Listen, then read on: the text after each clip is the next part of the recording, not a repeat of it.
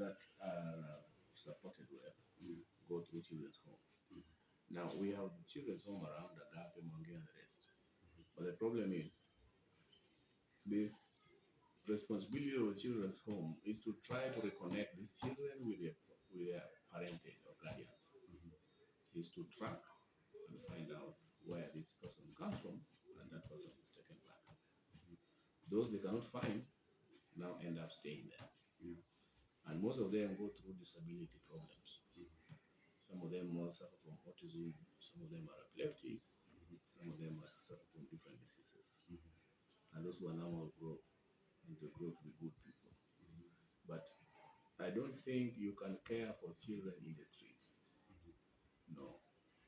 Because caring for children in the streets, they face a lot of challenges and problems and obstacles in their mental growth and capacity. So that's why we as a city we are now focusing on getting the reach to children and expanding the children's home and working with a consortium of street children. We have NGOs. They are trying hard. We have their census. But now the problem is we have the children in the street and the children on the street. Children on the street are day scholars. They go back to their homes in the evening and then they come back daytime to be street children. They're the people who cause problems because they have no place of fixed abode. Children in the street are the children who has grown up in the street and they are not the scholars. So with them, they are in places that can be managed. You find maybe they're in bus park, maybe they're in a park or something somewhere. But the problem is that within them, they now have gone into drug inducement and bad behavior. Yeah, so they now use as criminal gangs. So we need to figure them out. What we should do is working towards reducing until we eradicate the issue of street children. Yeah, so in the young administration, we are trying to expand what we call children's homes. If you are an organization managing children, we don't want you to manage them in the streets. Manage them in a safe house or a home. Find an orphanage and put them there. And bring us those hardcore to deal with. Maybe as a county, I may ask, does this maybe street, does it also affect the normal operations within the city? It interferes with the eco-existence of the city in terms of peace. Because most of the vicious criminal activities have been associated with these children. They are the people, I can assure you that they are the people when you have demonstrations. They are the majority of boys burning tires. They are the majority of boys blocking the bad roads. I told you this, don't talk about the street children, talk about the street boys. Okay. Yeah. Because if you have a group of 100 or 200 or 250 of these street boys, they barricading the road, throwing stones, and all those things, then you know you are sitting in a tangle of criminal activities. Yeah, you know they occupy the CBD city areas where they want to chase people to beg money. Next to the shop, they have gone to the park. There is a park. If you go to sports ground, which was undergoing renovation, they are staying there, and they're staying there. One of them, we chased a young lady who was out of sports ground, only to be found that they are staying there with the young boys of 14, 15 years, and they are the ones mugging and beating people. Yeah. If they get any little chance of robbery, yeah. In fact, the virus of robbery has infiltrated the street boys, and they are now coaching the street children to do the same. Yeah. Okay, Mr. City Manager, we know the issue of the street. They have explained it in our own terms. Let me now ask that. Is there any kind of medication cover the facility within KISUMU County to cater for these street boys? We have mentioned it because we know some of them can get sick. Due to that, they are vulnerable in other terms. They can't get access to the medical facilities. What is the county doing to combat or to give assistance to them regarding the health? You know, our responsibility as a county, the chief is to reconnect them with their parents. They have homes, these fellows. They have places they have been connected. They have been reconnected. anytime we take them to a children's home, I go and interview Agape and children's home. They are reconnected. They just enjoy street life. They come back here to live. And the good ones, you see, the good ones are you see our tracks. If you check city cleaners, most of them are those street boys.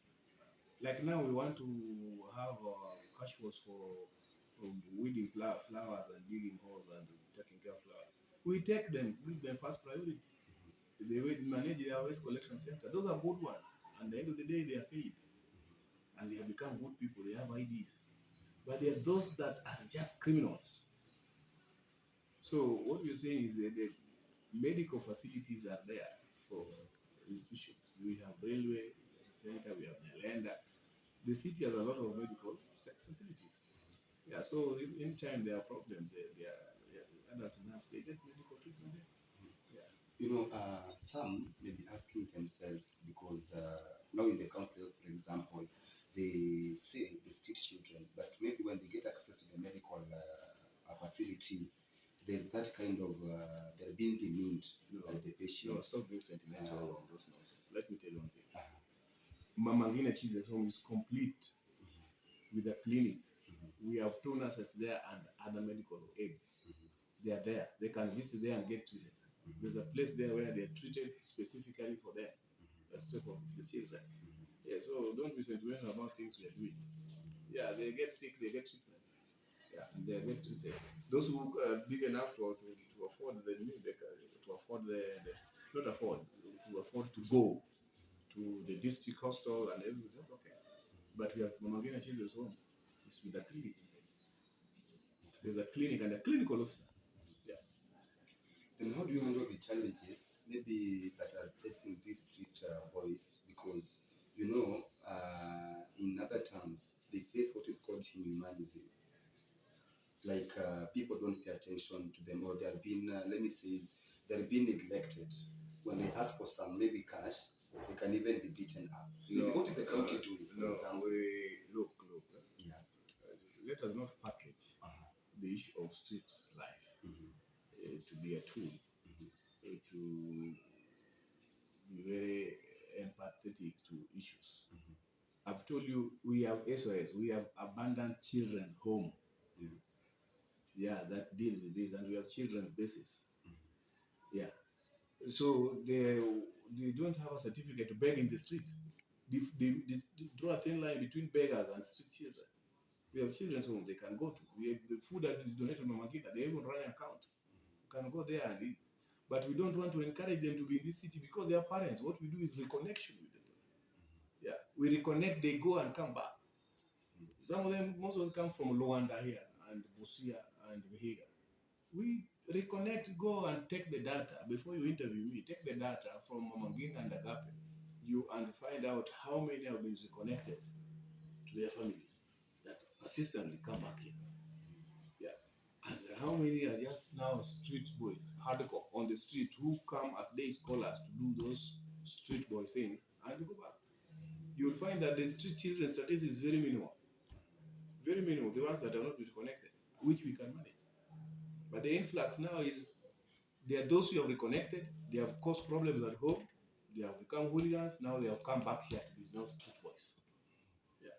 Those are the people we're dealing with. You get me? Yeah. Okay. So how do you ensure that in terms of reconnection, the way you have said, how do you ensure that these children, maybe who came from far, are now returned back to their place? So that maybe Kisumu County of the street can be we always do that. We work with the children, so we work with Agape, SOS, and Magina, and they are for them. They are taken back. But when they are taken back, they go there. They survive for maybe a month or 2, and then they find themselves back their way back. Now when they come their way back, they cannot go back to Kikutu. They have to do this cat and mouse game in this industry. And that's how they become criminals. Okay. Now, what we also advise that once you identify a child from the street and you identify the guardians and the parents, let them take responsibility. Yeah, let them take it because they also enjoy that boy leaving the home and going to the city. No one is even tracking where the child is. Yeah, they are just like that. These people are parents. They are homes. This is that they are homeless. A minimum, a very few percentage are homeless. Those who are homeless and their children, they are in the children's home. They are here. Yeah. Okay. And also the parents, when they know that, because we all pay very close attention to the ones with the mental disabilities and the ones with disabilities. Those ones the parents have totally abandoned. They don't even want to. If you go to Mumangina Children's Home, you find that those people, children who are abandoned that are almost 7 years. They have autism, they are mentally paralyzed, they are disabled in a way, and they have been there. Medical attention is there, schools is there. So as a county, we are doing that bit. Yeah. And is the county maybe working with the UNICEF and the censor for the families in the street? You see, we have a consortium of street children. Yeah. So they come together and we have had 2 meetings. Yeah. So the UNICEF might be among us consulted. But now we are appealing for them to come to Mangina. We have renovated and want to expand it. We need more because the city is expanding and the dormitories and beds and the kitchen